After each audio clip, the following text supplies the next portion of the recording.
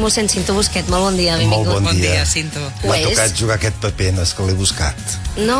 Ha vingut a vostè? Les coses Sí, a la sí, vida sí. venen, eh? Venen, sí. Perquè, Cinto, em permets fer-li una I pregunta? tant, només faltaria com si fessis el Mercè, programa amb mi, tranquil. Després d'allò de Dios, Padre Dios està per la independència, que li va fer la Mame Mendizábal, Un abans i un després. Hi ha un abans i un després amb vostè, no? A nivell mediàtic, A em nivell refereixo, mediàtic, sí, perquè allà, clar, després em varen disparar força des de l'àmbit espanyolista i en aquest sentit em van venir a buscar molts.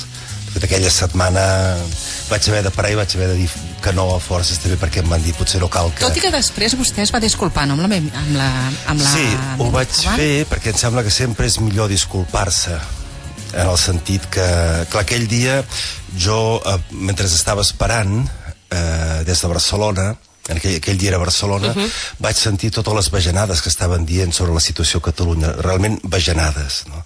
I per tant, clar, em sento dir la primera pregunta, una pregunta tan fora de to i tan així, Dios és independentista, dic, escolta, voleu que parlem seriosament de com estan les coses aquí o no?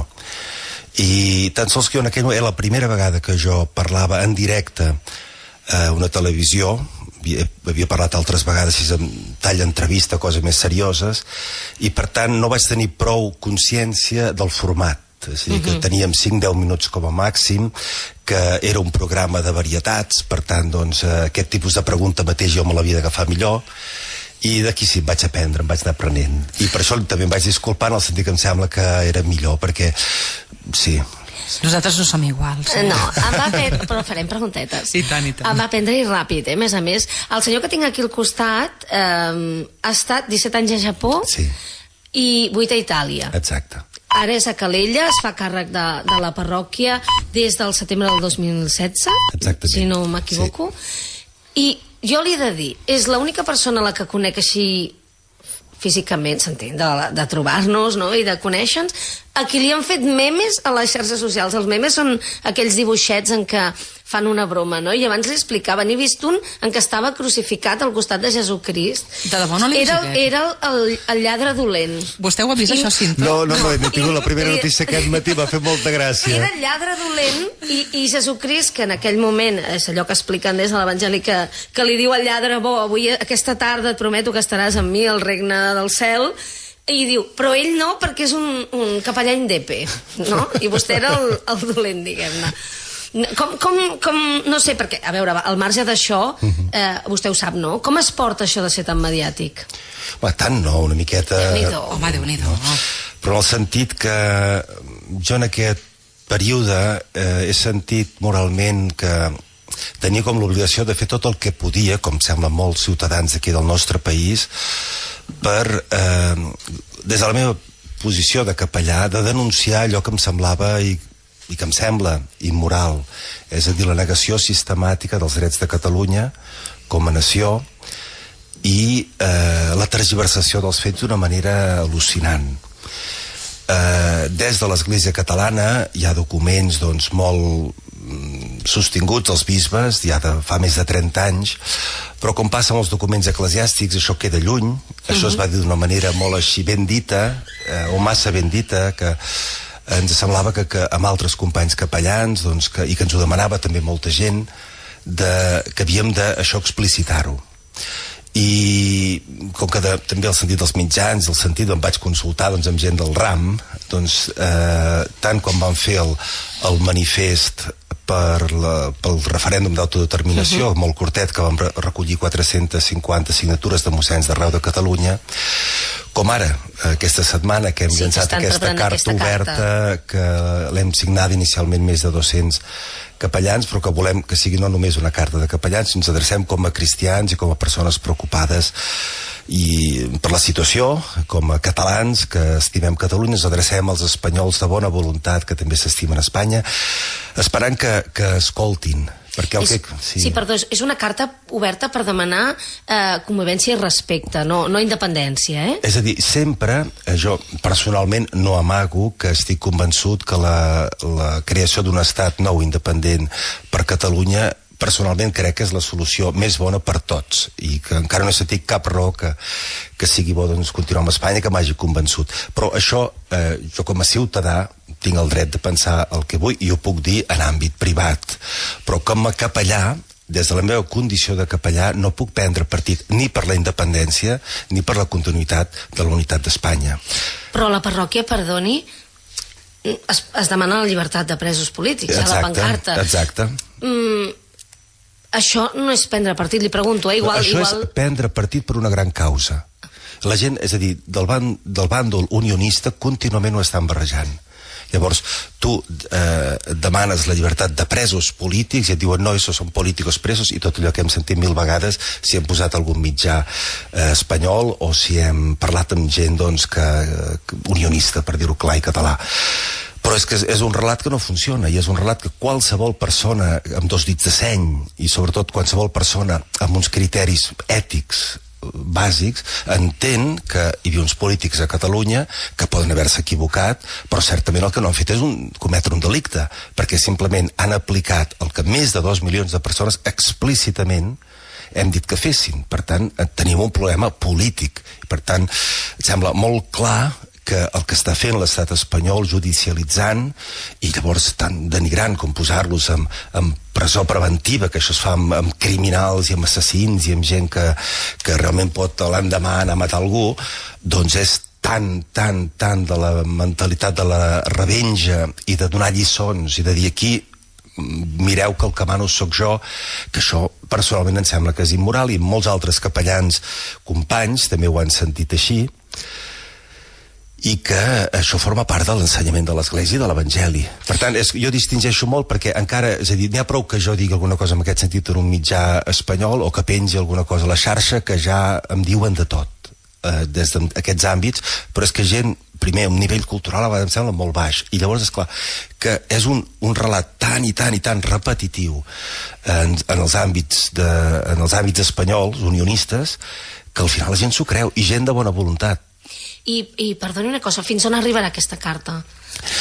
Doncs... A la conferència episcopal? Sí, com a mínim. Però el rei? Sí, clar. Ara ho he d'acabar de parlar amb els altres companys, però la meva opinió és que vull dir, ara estem, doncs, hi ha prop d'un miler, més o menys, d'adhesions, deixar passar encara alguns dies, perquè això agafi una mica més de cos, i llavors, doncs, jo personalment faria arribar directament també al rei, al president del govern, que teòricament són catòlics, perquè l'adrecem als catòlics i a tots els homes i dones de bona voluntat d'Espanya. I vostè creu que la conferència episcopal està per aquesta tasca? Perquè fins ara s'ha pronunciat políticament, l'adreçarem també ben segur, l'enviarem, segur que ja li ha arribat per altres mitjans en aquest punt, perquè l'han publicat. Estan enteradíssims, segur. I l'han publicat ja en xarxes, en pàgines web catòliques molt espanyolistes, per tant ja està en aquell àmbit, està movent, però el president de la Conferència Episcopal Espanyola, etc.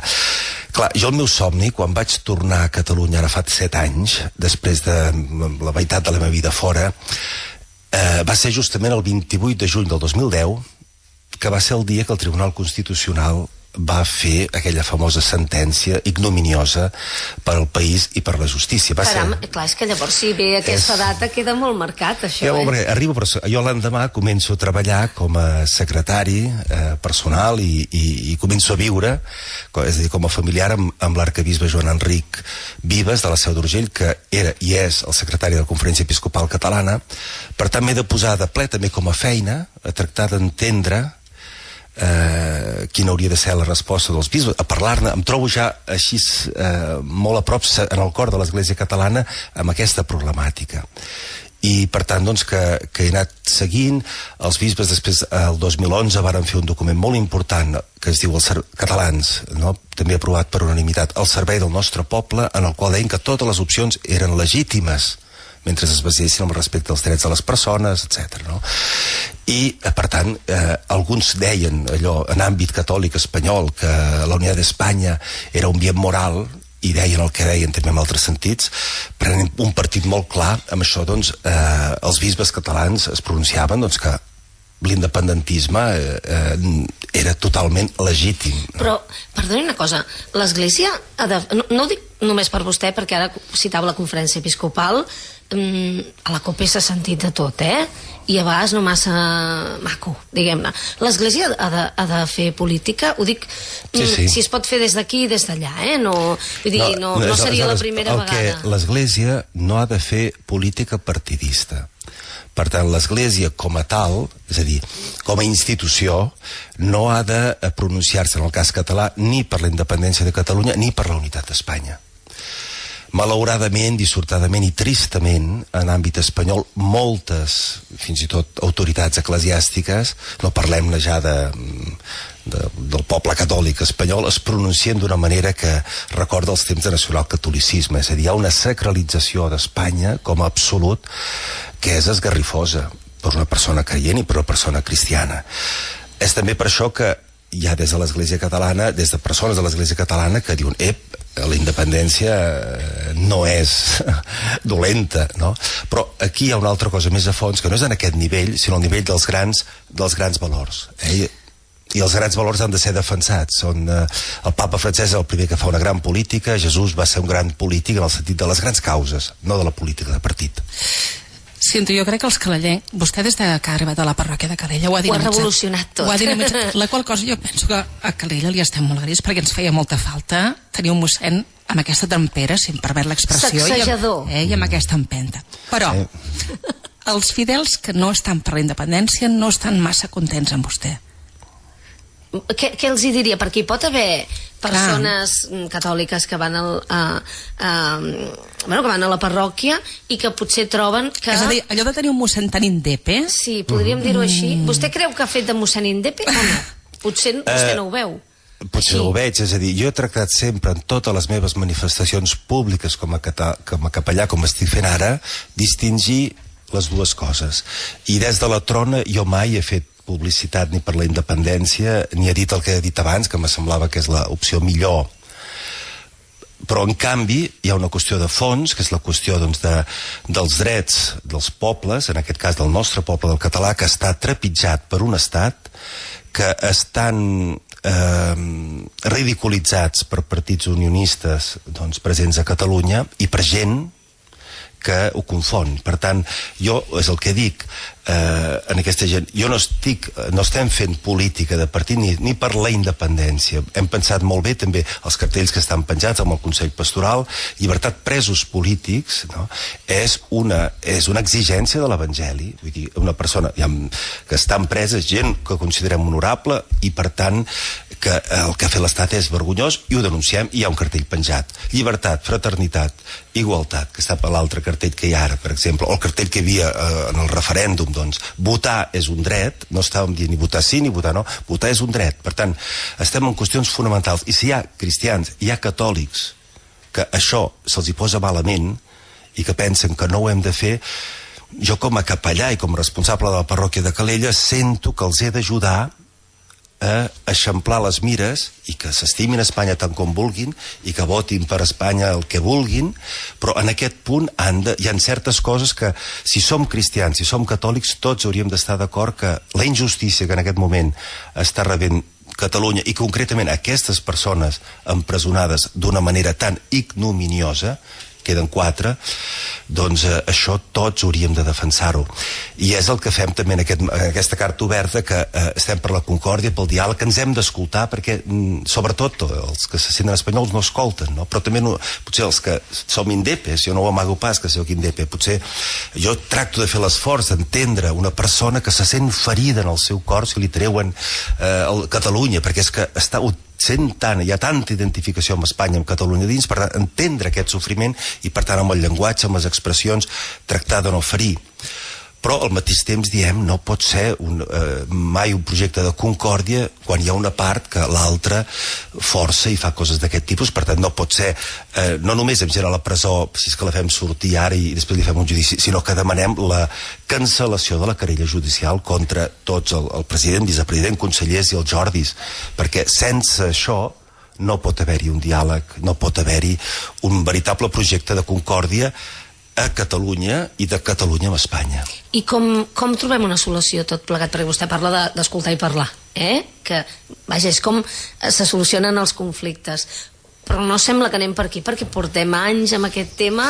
Home, és un tema complex, sobretot perquè, fins ara la història ens ensenya que no hi ha cap imperi ni cap estat que hagi deixat independitzar-se una part del seu territori conquerit així alegrement, i diu bye bye, no? I les democràcies més grans actuals com Anglaterra o etc, Espanya mateix al seu temps les colònies, però Anglaterra, França, ha hagut guerres no? Aleshores, que alguna cosa passi, doncs no és estrany que costi, no? Gràcies a Déu i gràcies doncs, al sistema democràtic que tenim a Europa, aquí a Europa Occidental sembla que no es pot repetir el que es va produir aquí mateix doncs, fa 70-80 anys amb la Guerra Civil. Per tant, doncs, que no pot haver-hi aquestes intervencions d'exèrcits, però ja hem vist fins on ha arribat l'1 d'octubre, ja hem vist, estem encara ocupats amb molts milers de policies que no fan res i que simplement ens costen molts més milions a tots plegats que no pas el referèndum de l'1 d'octubre, i que l'Estat doncs ja ho repeteixen fins a l'infinitat, que la unitat d'Espanya és indivisible, que tot això és... Bueno, i la guerra es pot fer de moltes maneres, I la guerra es pot fer de moltes maneres, jo ho he vist, és a dir, la guerra bruta jo l'he comprovat en primera persona, vull dir, de les clavegueres de l'Estat, i aquí ho dic a la ràdio, vull dir, a mi m'ha arribat un bon dia una persona disfressada de capellà, un actor perfecte, explicant una història doncs, que tenia una tia malalta aquí, que l'havia vingut a veure, diem nom i cognom seu, on vivia, què feia, què deixava de fer, el convido a prendre cafè, i em comença a explicar, i no sé per què te lo digo, pero te he cogido confianza porque veo que es un buen sacerdote, yo estoy en una crisis muy grande, y digo, ¿cómo es esto? Es que no puedo llevar una doble vida. I cuéntame, dime, no? És que soy homosexual. I em va començar a explicar coses una mica així picants, no?, de la seva vida. L'objectiu quin era? A veure si aconseguia treure'm coses inadequades en un capellà. No? Per si vostè picava. Sí, però jo si picava... Amb un micròfon. Què diu? És a dir, jo és que vaig picar totalment, perquè era un molt bon actor, és a dir, en cap moment vaig desconfiar. Per tant, què vaig fer? És a dir, jo vaig tractar d'ajudar un company capellà de la meva edat, més o menys, que em deia que tenia 20 anys, que havia estat, doncs, capellà, que havia tingut dues experiències, una amb una persona casada, una amb un jove, no? I dic, bueno, això, tots els adults, és un error gran, tu has de decidir què vols fer. Si vols anar i deixar-te anar, doncs tu mateix, però si consideres això com una equivocació, el compromís que tu vas fer al seu temps, doncs has de fer un procés, i no només un capellà que t'ajudi i t'acompanyi espiritualment, sinó un psicoterapeuta que et faci anar a les arrels de per què tu no aconsegueixes doncs, dominar això volent-ho fer, és a dir, depèn de tu, no? En aquest punt, clar, jo li vaig explicar, no li podia explicar coses, jo estic cèl·libe, gràcies a Déu, i fins ara Déu m'ha ajudat i no tinc res que m'hagi d'amagar, no?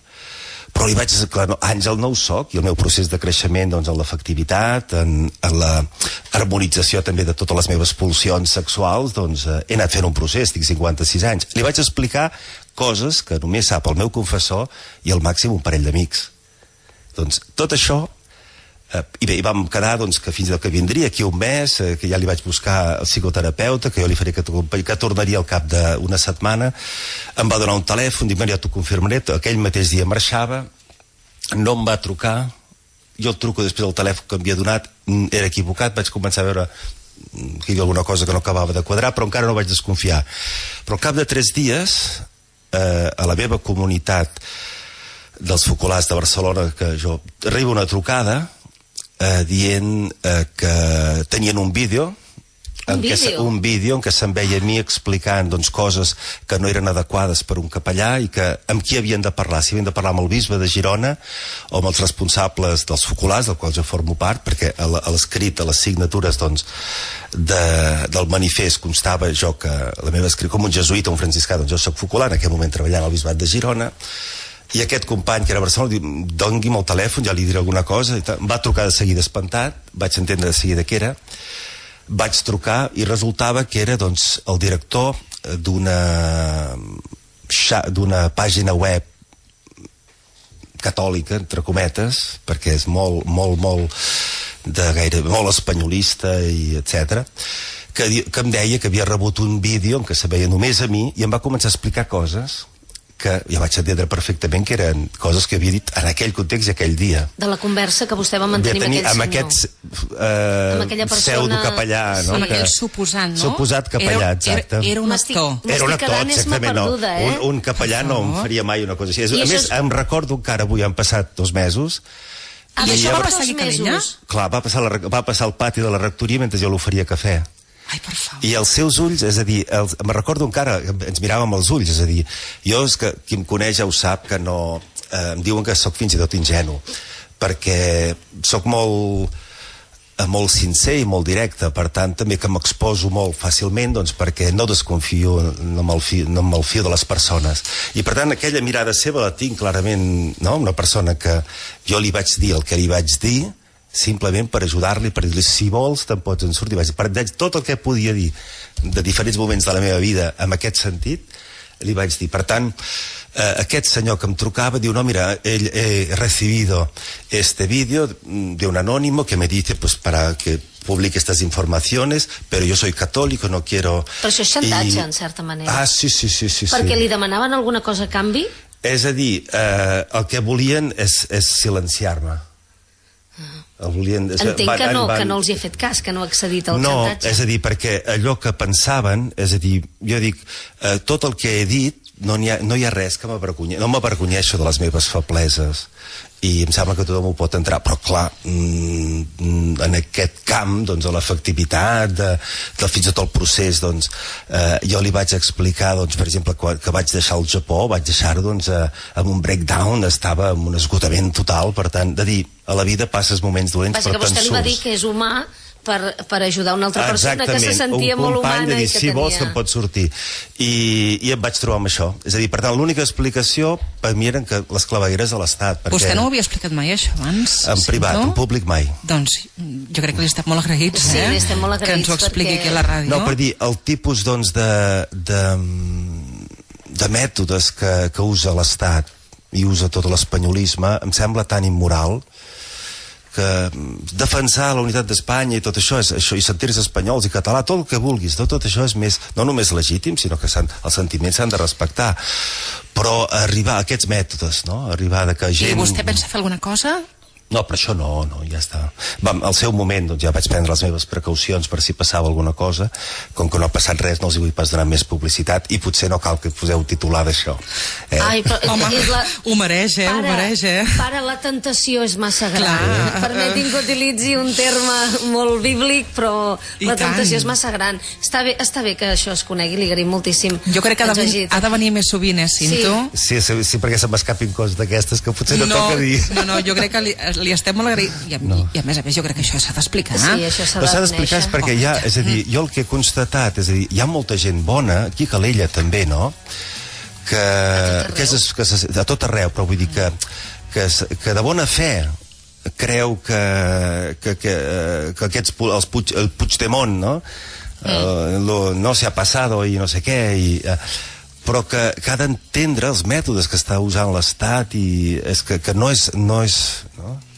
Que això no va bé, que això no pot ser així, no? I que per tant una causa així per Espanya amb aquests mètodes que arribaran molt poc lluny, no? Per tant, estic convençut que això no té futur, Entenc que després d'això igualment està disposat a seguir endavant i fins on pot arribar. No, jo, és a dir, qualsevol causa, és a dir, no és només aquesta causa, vull dir, jo estic per la causa, doncs, dels pobres, les causes de gent que dormi aquí a la nostra platja i no tinguin per anar a dormir, el que està fent el Trump i companyia a certs llocs, la causa del desastre que han fet amb Síria, que l'han destruïda, la indústria armamentista de les armes, que és una vergonya que des de l'estat espanyol, ja no parlem, doncs, dels Estats Units, França, Anglaterra, Alemanya. Tot això, és a dir, forma part, crec, de la funció de denúncia profètica que un capellà ha de fer, no? Li agraïm moltíssim. I sento un altre dia que li truqui a la porta una miqueta més de vista. Sí, he de ser una mica més prudent a vegades, gràcies. No, però està molt bé demostrar-se humà i ser humà, no? Ens cal molta gent propera, per això i per moltes altres coses. Fins i tot per qui vol enganyar, també, eh? Sí. Moltes gràcies, ha estat un plaer. L'esperem més sovint, Cinto? Doncs vinga, fet.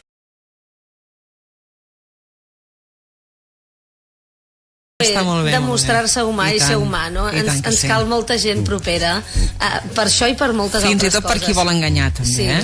Sí. Moltes gràcies, ha estat un plaer. L'esperem més sovint, Cinto? Doncs vinga, fet.